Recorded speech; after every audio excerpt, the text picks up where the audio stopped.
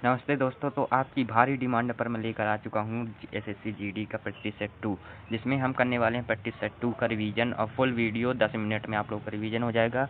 PDF कहाँ मिलेगी आप लोगों को? पीडीएफ आप लोगों को टेलीग्राम चैनल में मिलेगी। टेलीग्राम चैनल का लिंक जो है डिस्क्रिप्शन में है, वहाँ से जाकर पीडीएफ प्राप्त कर सकते हैं। चलिए स्टार्ट करते हैं और हम सर के पास तक पहुँच जाएंगे। आपको चिंता करने की बात नहीं है। मैं सभी एसएससी जीडी की प्रैक्टिस सेट जितने भी हैं सभी का रिवीजन करवाऊँगा। तो चैनल को सब्सक्राइब, वीडियो को लाइक कर दीजिएगा। चलिए स्टार्ट करते हैं अपना फर्स्ट क्वेश्चन के साथ। पहले हम देखते हैं रिवीजन के क्वेश्चन जो सर ने दिए थे, उनको देखते हैं। ठीक है। मयूरभंज छऊ कहाँ का है? उड़ीसा का। जैसा कि आप जानते हैं छऊ 3 प्रकार के होते हैं, जिनमें से मयूरभंज कहाँ का? उड़ीसा का। जाकिर हुसैन को पद्म विभूषण 2023 में मिला था।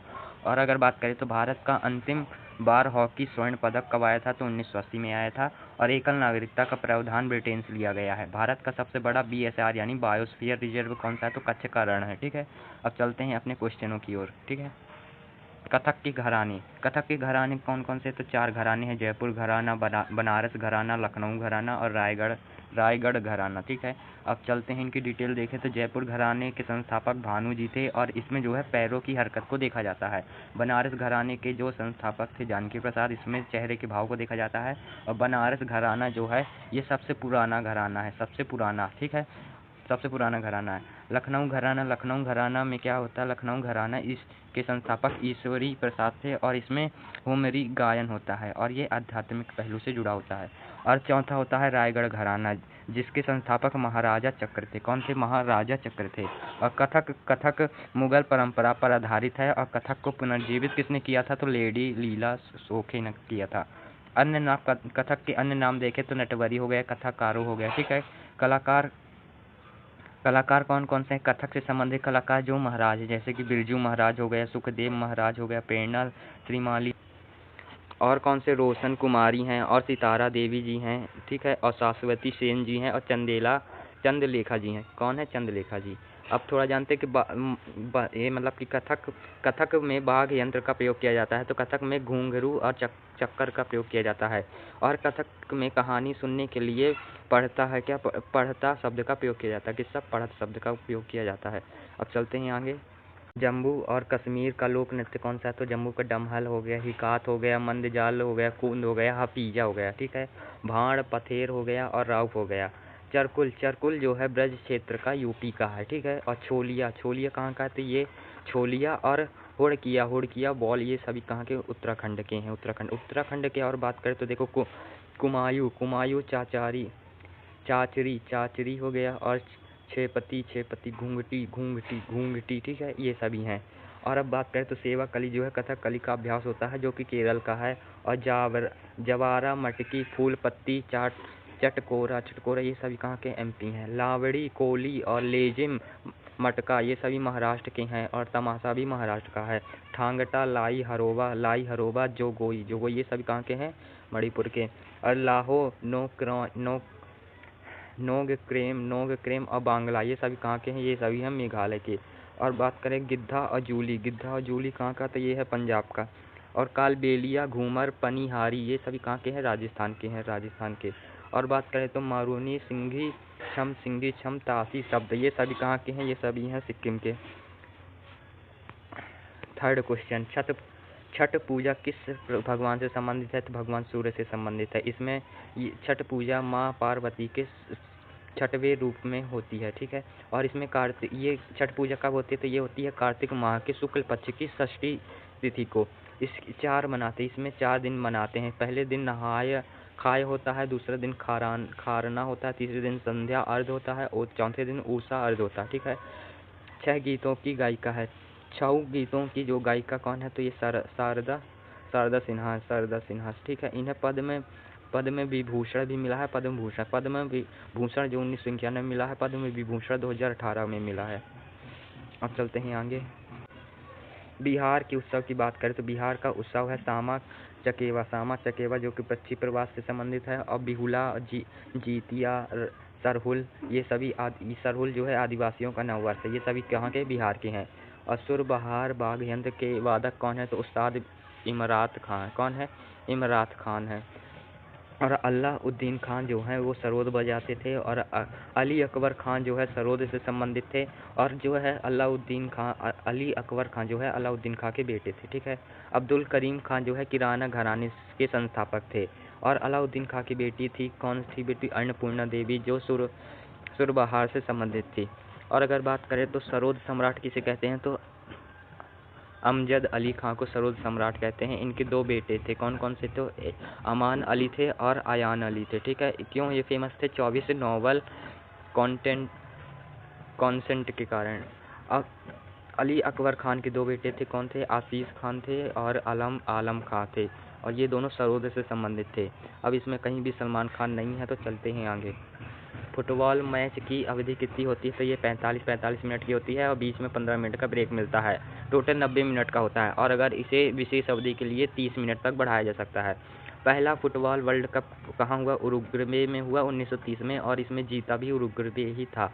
फीफा की स्थापना किस वर्ष हुई, तो 1904 में हुई, और इसका हेडक्वार्टर ज्यूरिख में है। इंडिया ने एशिया गेम्स में 1951 में 1962 में जीता था। ठीक है।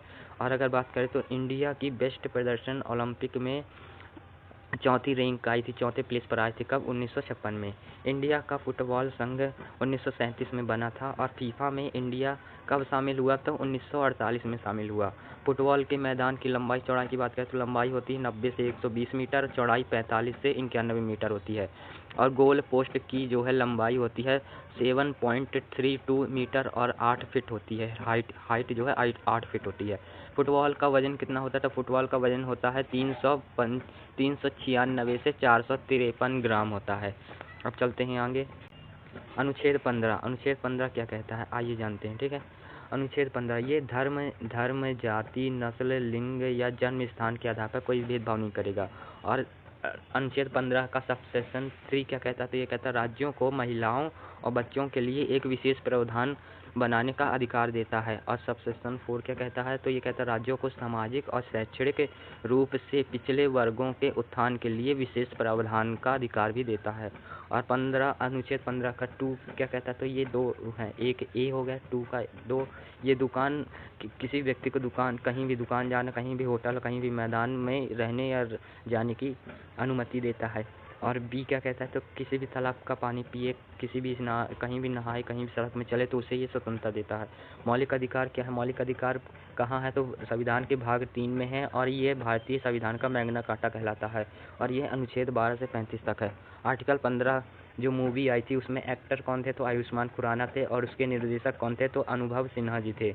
मौलिक अधिकार जो है इसमें सिर्फ भारतीयों के लिए कौन कौन से अधिकार है, 15, 16, 19, 29 और 30, ये सभी जो है भारतीयों के लिए है। ठीक है। धार्मिक मामलों का प्रावधान के लिए स्वतंत्रता, ये आर्टिकल 26 में है। कुछ मामलों के लिए गिरफ्तारी और कैद के विरुद्ध संरक्षण, ये आर्टिकल 22 में है। सार्वजनिक रोजगार मामलों के लिए समानता, ये आर्टिकल 26 में है। और अगर बात करें तो जीवन और निजी स्वतंत्रता का संरक्षण, ये आर्टिकल 21 में है। अब चलते हैं आगे।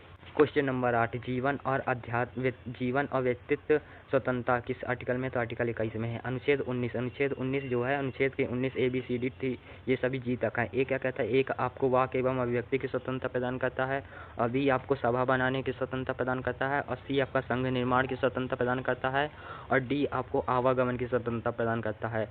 और जो इसमें एफ था, एफ इसको हटा दिया गया है, और ये 24वें संविधान संशोधन से हटा दिया गया है। किस संविधान संशोधन से, 24वें संविधान संशोधन 1978 से। और फिर जी इसमें क्या कहता है कि व्यापार की स्वतंत्रता है आपको। ठीक है। और बात करें तो अनुच्छेद 17 अप्रस्तुतता का अंत करता है। आर्टिकल 18 जो है उपाधियों का अंत करता है, और 20 और 21 जो है आपको आपातकाल में बने रहते हैं, ये आर्टिकल आपातकाल में बने रहते हैं। वास्तविक गुंबद और मेहराब वाली पहली संरचना कहाँ की है, तो सुल्तान बलबन के मकबरा की है। ठीक है। ये कहाँ है, तो महरौली नई दिल्ली में है। इंडिया का पहला मकबरा कौन सा है, तो सुल्तानगढ़ी का मकबरा। और सुल्तानगढ़ी का मकबरा ये कब बनाया गया था, तो महमूद गजनवी की याद में बनाया गया था, और इसने इल्तुतमिश ने इसे बनाया था। भारत का पहला बगीचा मकबरा कौन है, तो हुमायूं का मकबरा है, जो यूनेस्को में 1993 में शामिल हुआ था। इसे बनाया था हमीदा बानो ने। बलबन को दिल्ली के किस सुल्तान के शासनकाल में वास्तविक शक्ति प्रदान मिली थी, तो नासिरुद्दीन महमूद शाह के टाइम पे। इसका शासनकाल 1246 से 66 तक था। इसे टोपी सीकर भी कहते हैं। ये सल्तनत काल का औरंगजेब भी कहलाता है। और ये बलबन का दामाद था। नासिरुद्दीन जो था बलबन का दामाद था, और इसने बलबन को नायाब ए मुमलिकात की उपाधि दी थी। अब बलबन के बारे में चर्चा करें तो इसने लोह और रक्त नीति चलाई थी, हरियाणा के मेवाती के खिलाफ चलाई थी, सिजदा पाबोस प्रथा चलाई थी, गैर इस्लामिक प्रथा, नवरोज उत्सव चलाया था इसने। और 1279 और 85 में इसी के टाइम पीरियड में मंगोलों ने आक्रमण किया था। बंगाल विद्रोह हुआ था इसी में, और तुगरीक ने किया था। इसने तुगरीक की खाल को निकाल कर उसमें भूस भर दी थी। ये आपको पता होगा। ये कब किया? 1269 में। अब बलबन के उपनामों की बात करें तो बलबन का उपनाम है उलूग खां, जिल्ले लाही। इसने खुद को उपाधि दी थी जिल्ले लाही, यानी ईश्वर की परछाई। ये किसका गुलाम था? बलबन जो गुलाम था इल्तुतमिश का गुलाम था। बलबन का वास्तविक नाम बहाउद्दीन था। क्या था? बहाउद्दीन था। जे यानी जलालुद्दीन खिलजी ने अपनी राजधानी बनाई। कौन सी बनाई? लोखरी बनाई थी। खिलजी वंश 1290 से 1320 तक रहा। जलालुद्दीन खिलजी 1290 से 96 तक रहा। अलाउद्दीन खिलजी जो है 1296 से 1213 तक रहा, जस्ट उसके बाद। और जलालुद्दीन खिलजी जो है इसको शाहिस्ता खां की उपाधि मिली थी। किसने दी थी? कैकुबाह ने दी थी। ठीक है। इसकी जलालुद्दीन खिलजी की हत्या जो है अलाउद्दीन खिलजी ने की थी। अलाउद्दीन खिलजी ने 1296 में देवगिरी में आक्रमण किया था और रामचंद्र देव को हराया था। ठीक है। किसको हराया था? रामचंद्र देव को। अब क्वेश्चन नंबर 12, ट्राइटन किस ग्रह का सबसे बड़ा चंद्रमा है? तो ये नेपच्यून का है। किसका? नेपच्यून का। शनि ग्रह का कौन है? तो टाइटन है। और यूरेनस का टाइटेनिया है। ठीक है। और बात करें तो सबसे बड़ा उपग्रह कौन सा है? तो शनि नहीं। सबसे ज़्यादा उपग्रह किसके हैं? तो शनि के सबसे ज़्यादा उपग्रह हैं। कितने? 146। और बृहस्पति कितने उपग्रह हैं? 92 उपग्रह हैं। और बुध और शुक्र का कोई उपग्रह नहीं है। मंगल के 2 उपग्रह हैं, फोबोस और डीमोस। और जो है नेपच्यून जो है हल्का नीला रंग का होता है। इसकी खोज विलियम हर्शल ने की थी। ये सबसे दूर होता है। ठीक है। और सबसे बड़ा क्षुद्र ग्रह की बात करें तो सोरेंस होता है। क्या होता है? सोरेंस होता है। और क्षुद्र ग्रह पाए जाते हैं मंगल और बृहस्पति ग्रह के बीच में पाए जाते हैं।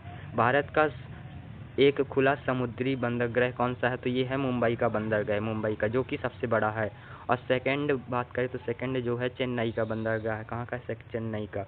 विशाखापट्टनम सबसे गहरा बंदरगाह है। भारत का पहला नियमिकृत बंदरगाह कौन सा? एन्नौर का है, जो कि तमिलनाडु का। सबसे बड़ा कंटेनर बंदरगाह कहाँ का है? तो नहावा रोह का है, जो कि मुंबई का है। भोजन कार्य और उत्पादकता का नारा किस पंचवर्षीय योजना मिला था? तो 7वीं पंचवर्षीय योजना में 1985 से 1990 तक जो चली थी।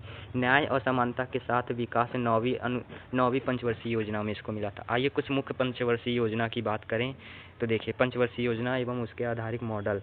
प्रथम पंचवर्षीय योजना 1951 से 56 तक चली थी। इसका जो मॉडल था हेराल्ड डोमर मॉडल पर ये थी। ठीक है। और द्वितीय पंचवर्षीय योजना 1956 से 61 तक चली थी, जो थी महालन नोविस मॉडल पर। और तीसरी पंचवर्षीय योजना 1961 से 1966 चली थी, गार्ड गिल मॉडल पर आधारित थी। और चतुर्थ पंचवर्षीय योजना 1969 से 1974 तक चली थी, जो कि अशोक रुद्र मॉडल पर आधारित थी। पंचम पंचवर्षीय योजना 1974 से 1978 तक थी, जो कि डी धर मॉडल पर आधारित थी। और षष्ठी पंचवर्षीय योजना 1980 से 85 तक चली थी, जो आउटपुट इनपुट मॉडल पर आधारित थी। और योजना आयोग का गठन 1950 में हुआ था। नीति आयोग का गठन 2015 में हुआ था। कौन सी पंचवर्षीय योजना अनावृष्टि और 2 युद्धों के कारण प्रभावित हुई? तो तीसरी पंचवर्षीय योजना हुई। ये 1961 और 66 के बीच चली थी। ठीक है। और 1962 में इंडो चाइना वॉर हुआ था, और 1965 में इंडो पाक युद्ध हुआ था। ठीक है। और इंडो चाइना वॉर में कौन थे? रक्षा मंत्री कौन थे? कृष्ण मेनन थे। और इंडो पाक वॉर में जो है चौहान रक्षा मंत्री थे। कौन थे? चौहान थे। भारत पाक युद्ध। कितने भारत पाक युद्ध हुए? तो 4 भारत पाक युद्ध हुए, जिसमें चारों बार जो है भारत ने जीता था। जो 1948 का हो गया, 1965 का, 1971 का, 1991 का हो गया। ठीक है। अब चलते हैं अपने 17वें क्वेश्चन की ओर। तो पहला है कौन सा है, मायोपिया को नाम से जाना जाता है, निकट दृष्टि दोष से। इसको दूर करने के लिए अवतल लेंस या अपसारी लेंस की उपयोगिता होती है।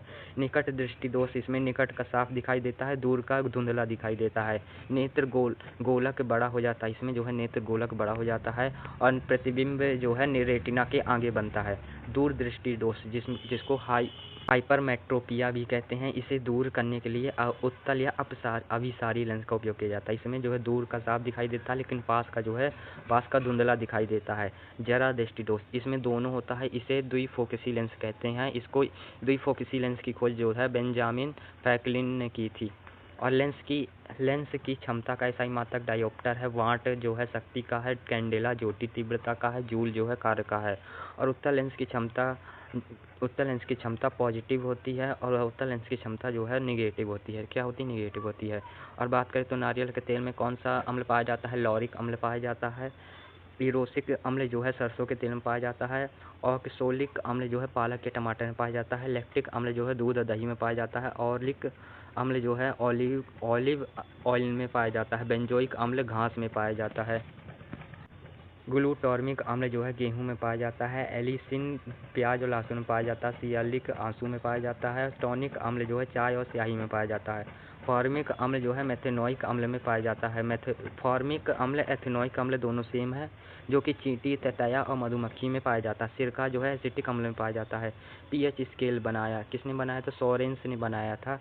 अगर पीएच स्केल 7+14 होता है, अगर 0 से 7 तक होता है तो ये कहलाता है अम्ल, और जब 7 में आता है तो ये उदासीन कहलाता है, और जब 7 से 14 की ओर बढ़ता है तो ये क्षार कहलाता है। ठीक है।